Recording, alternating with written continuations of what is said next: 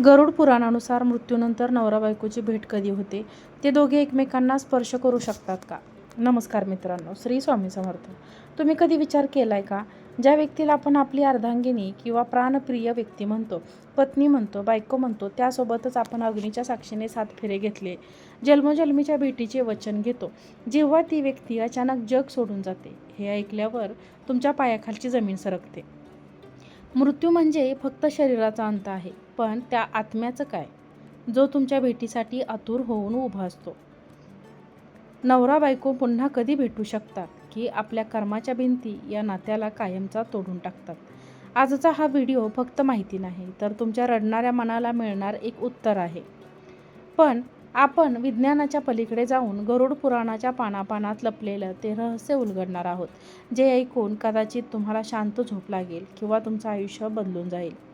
तत्पूर्वी तुम्ही जर चॅनलवर नवीन असाल तर चॅनलला सबस्क्राईब करा, व्हिडिओला लाईक करा आणि हा व्हिडिओ जास्तीत जास्त लोकांना शेअर करा आणि हा व्हिडिओ शेवटपर्यंत नक्की पहा. बऱ्याच जणांना असा प्रश्न पडतो की माझे मिस्टर, माझी बायको मला सोडून गेली, आम्ही पुन्हा कधी भेटू? स्वामींच्या कृपेने आमची पुन्हा गाठभेट पडेल का? हे ऐकले की मन विचाराने शांत होतं. मृत्यू हे जीवनाचं एकमेव सत्य आहे, ते आपण नाकारू शकत नाही. जन्माला येणारा प्रत्येक व्यक्ती कधी ना कधी मृत्यू पावणारच असतो. मृत्यू हा अटळ आहे, त्याला वेळेचं काळाचं बंधन नाही. ज्याची वेळ ठरलेली आहे त्याला जावेच लागते. पण गरुड पुराणाचे भगवान विष्णूंनी स्वतः पक्षीराज गरुडाला जेव्हा मृत्यूच्या प्रवासाबद्दल सांगितलं, त्यात पती पत्नीच्या भेटीबद्दल अत्यंत गोड माहिती दिली आहे. ते आपल्याला विसरून जातात की आपली वाट पाहत असतात. या विशेष व्हिडिओमध्ये आपण गरुड पुराणातील त्या अध्यायाचा अभ्यास करणार आहोत, जिथे आत्म्याच्या प्रवासाचे वर्णन आहे. हा व्हिडिओ बनवताना माझंही मन भरून आले, कारण हे सत्य कठोर आहे, तितकंच ते भावनिकही आहे. जर तुम्हीही कोणाजवळच्या व्यक्तीला गमावलं असेल तर हा व्हिडिओ तुमच्यासाठीच. स्वामींचा एक संकेत, समजा पुढे जाण्यापूर्वी मनापासून श्री स्वामी समर्थ कमेंटमध्ये नक्की लिहा, कारण स्वामींच्या मनात दुःखाचे निवारण आहे. गरुड पुराण सांगते की जेव्हा शरीरातून प्राण बाहेर पडतात तेव्हा आत्मा लगेच यमलोकात जात नाही. तो आपल्या शरीराभोवती आणि घराभोवती फिरत असतो. पहिल्या काही तासात आत्म्याला हे समजत नाही की तो मेला आहे. तो आपल्या पत्नीला रडताना पाहतो. तो तिला स्पर्श करण्याचा प्रयत्न करतो. अगं मी इथेच आहे, रडू नकोस असं सांगण्याचा प्रयत्न करतो. आपल्या मुलांजवळ जातो, बायकोजवळ जातो. आत्म्याला भूक आणि तहान लागलेली असते. गरुड पुराणानुसार हे 13 दिवस त्या आत्म्यासाठी अत्यंत क्लेशदायक असतात. जर पतीचा मृत्यू झाला असेल तर तो आपल्या पत्नीच्या भोवती असतो, आणि जर पत्नीचा मृत्यू झाला असेल तर पत्नी पतीच्या भोवती असतो, कारण तिचं दुःख त्याला बांधून ठेवतो. 13व्या दिवशी जेव्हा पिंडदान होतं तेव्हा त्याला पुढच्या प्रवासासाठी ऊर्जा मिळते. तुम्हाला हे असं कधी वाटतं, जवळ असूनही आपण त्याला मिठी मारू शकत नाही, अंगावर शहारे येतात हे ऐकून? मृत्यू किती निष्ठुर असतो. तुम्हालाही असं कधी वाटलं असेल का की कोणीतरी घरात आहे पण ते दिसत नाही? या 13 दिवसांमध्ये घरामध्ये गरुड पुराण आणि विष्णू सहस्त्रनाम लावून ठेवावे. पती किंवा पत्नीच्या निधनानंतर खचून न जाता श्री स्वामी समर्थ मंत्राचा सतत जप करावा, जेणेकरून त्या आत्म्याला शांती मिळेल. 13 दिवसात केलेले शुद्ध दान त्या आत्म्याला पुढच्या प्रवासात भोजन म्हणून मिळतं. आपण म्हणतो की लग्न हे 7 जन्माचं नातं आहे. गरुड पुराणात याला ऋणानुबंध म्हणतात. एखादी व्यक्ती आपल्या आयुष्यात पती किंवा पत्नी म्हणून का येते? कारण मागील जन्मातलं काही देणं घेणं बाकी असतं. गरुड पुराणानुसार ज्या पती पत्नीमध्ये अत्यंत प्रामाणिक प्रेम असतं आणि ज्यांनी एकमेकांशी कधीही दगाफटका केला नसतो, त्यांचे ऋणानुबंध इतके घट्ट असतात की मृत्यू देखील त्यांना तोडू शकत नाही. जेव्हा असा आत्मा यमलोकाच्या वाटेवर असतो तेव्हा त्याच्या मनात आपल्या जोडीदाराचे विचार चालू असतात. गरुड पुराण सांगते की जर तुमचं पुण्य प्रबळ असेल तर तुम्हाला यमलोकातून पुढे पितृलोकात जाता येतं. विचार करा, मृत्यूच्या त्या भयान वाटेवर सुद्धा त्या आत्म्याला फक्त आपल्या जोडीदाराची आठवण असते. आपल्या जोडीदाराशी कधीही खोटं बोलू नये. जर तुमच्या हातून काही चूक झाली असेल तर जिवंतपणेच माफी मागा.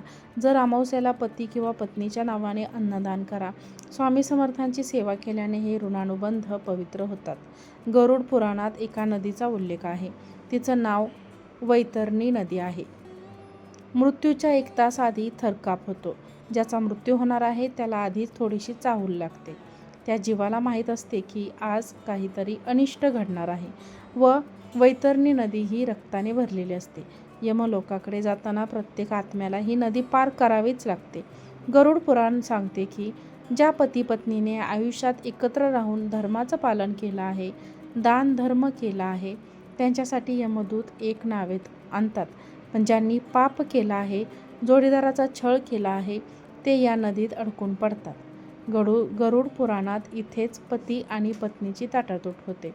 जर एकाचं पुण्य जास्त असेल तर तो पार होतो आणि दुसऱ्याचं पाप जास्त असेल तर तो तिथेच ओरडत राहतो. एकाच नावेतून प्रवास करणारे 2 जीव कर्मामुळे एकमेकांपासून कायमचे लांब होतात. वैतरणी नदीतून सुटका होण्यासाठी जिवंतपणेच गोदान किंवा गायीची सेवा अत्यंत महत्त्वाची आहे. दररोज दान करा किंवा दररोज स्वामी समर्थांच्या फोटोसमोर बसून माझ्याकडून काही चूक झाली असेल तर क्षमा आणि प्रार्थना मागा. यामुळे कर्माचा भार हलका होतो. मुळात कोणतीही गोष्ट किंवा कर्म करताना स्वामी मला बघत आहेत हे लक्षात ठेवूनच कर्म करा. म्हणजे तुमच्या हातून पाप आणि चुका कमी होतील. गरुड पुराणातील हे सर्वात मोठे रहस्य आहे. लोक विचारतात, आम्ही पुढच्या जन्मात पुन्हा नवरा बायको होऊ का? गरुड पुराणानुसार आत्मा कधीही मरत नाही. तो फक्त कपडे बदलावे तसे शरीर बदलतो. जर पती आणि पत्नी दोघांची इच्छा पुन्हा एकत्र येण्याची असेल आणि त्यांचे संस्कार जुळत असतील तर निसर्ग त्यांना पुन्हा एकत्र आणतोच. फक्त दरवेळी ते पती पत्नीच असतील असं नाही. कधीकधी ते पिता पुत्री, कधी भाऊ बहीण किंवा कधी जिवलग मित्र म्हणून जन्माला येतात. कारण प्रेमाचा उद्देश फक्त शरीर नसतं तर आत्म्याचा समाधान असतं. ज्यांना मोक्ष हवा असतो ते पुन्हा जन्माला येत नाहीत. ते थेट स्वामींच्या चरणी विलीन होतात. हे ऐकताना थोडं वाईट वाटतं ना, की नातं बदलू शकतं, पण विचार करा, या आत्म्याला फक्त तुमची सोबत हवी असते. मग ती कोणत्याही रूपात का असेना. हीच खरी भक्ती आहे. जर तुम्हाला पुन्हा नातं तेच हवं असेल तर संकल्प करून 21 दिवस स्वामी चरित्र सारामृत असे वाचन करा. तुमच्या मनातील शुद्ध इच्छा स्वामी नक्कीच पूर्ण करतात. अनेक भक्तांना अनुभव येतो की गेलेली व्यक्ती स्वप्नात येते. गरुड पुराणात याला संकेत मानतात. आत्मा जेव्हा मृत्यूनंतर स्थिर होतो तेव्हा तो आपल्या प्रियजनांना संदेश देण्यासाठी स्वप्न हे माध्यम वापरतो. पण जर तुमचा जोडीदार स्वप्नात तुम्हाला काही खायला मागत असेल किंवा रडताना दिसत असेल तर त्याचा अर्थ असा होतो की ते अजूनही तृप्त झालेले नाहीत. जर ते शांतपणे असताना किंवा आशीर्वाद देताना दिसले तर समजा की यमलोकांची त्यांची परीक्षा संपली आहे आणि ते सुखी आहेत. ही एक प्रकारची भेटीची खूण आहे. स्वप्नात जेव्हा आपण त्यांना पाहतो तेव्हा क्षणभर वाटतं की ते परत आलेत, पण रडू आल्यावर डोळ्यात पाणी असतं. तुम्हालाही असे स्वप्न कधी पडलेत का? कमेंटमध्ये नक्की सांगा. जर स्वप्नात गेलेली व्यक्ती वारंवार दुःखद रूपात दिसत असेल तर नारायण बळी आणि त्रिपिंडी श्राद्ध करून घ्यावे. दररोज श्री स्वामी समर्थ मंत्राचा 11 वेळा जप करावा. गरुड पुराणातील प्रेतकल्प सांगतो की यमराजाच्या दरबारात सर्व आत्मे आपल्या कर्माच्या रांगेत उभे असतात. त्या रांगेमध्ये उभे असतात. प्रेम नसतं, भावना नसतात, असतो तो फक्त पश्चाताप. राजाच्या दरबारात सर्व आत्मे आपल्या कर्माच्या निकालाची वाट पाहत रांगेत उभे असतात. तिथे भेट होणार शक्य असतं, पण तिथे मोह माया नसते. तिथे फक्त पश्चाताप असतो. त्यांना त्यांचे मागील आयुष्य पडद्यामागे दाखवतात. जर दोघांनीही भक्ती केली असेल तर यमराज त्यांना एकत्र पुढच्या प्रवासासाठी जाण्याची परवानगी देतात. पण हे फक्त 1% लोकांच्या बाबतीत घडतं. ज्यांनी आपलं आयुष्य स्वामींच्या चरणी अर्पण केलं आहे त्या गर्दीत आपल्या जोडीदारात आपल्याला ओळखेल का हा विचार करूनच मनाला धडकी भरते. पण स्वामींच्या भक्तांना ओळखण्याची गरज नसते, कारण त्यांच्या कपाळावर स्वामींच्या नावाचं तेज हे असतं. आयुष्यात कधीही कोणाचं मन दुखवू नका. पती पत्नीने एकत्र बसून रोज किमान 15 मिनिटे नामस्मरण करा. हे एकत्र केलेले पुण्य तुम्हाला मृत्यूनंतर हे एकत्र ठेवते. गरुड पुराण सांगते की मृत्यूच्या वेळी जेव्हा भयानक यमदूत येतात ते फक्त पापी लोकांसाठी असतात.